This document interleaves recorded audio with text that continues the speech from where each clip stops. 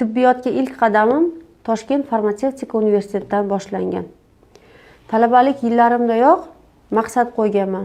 Dorixonalar ochib, insonlarga yordam beraman degan. Institutni bitirib, kompaniyalarda ishladim, dori savdosi bilan shug'ullandim, firmalarda ishladim.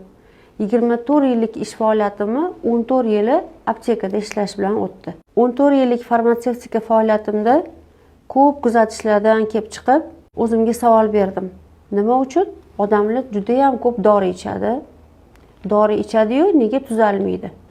Shu savol orqasidan izlanib, o'z ish faoliyatimni o'zgartirishga maqsad qildim. Yo'nalishimni o'zgartirdim, lekin izlanishlarim orqasidan haqiqiy shifoni qidirdim. Haqiqiy shifoni qidirib, men asl shifoni nabaviy tibbiyotlardan topdim.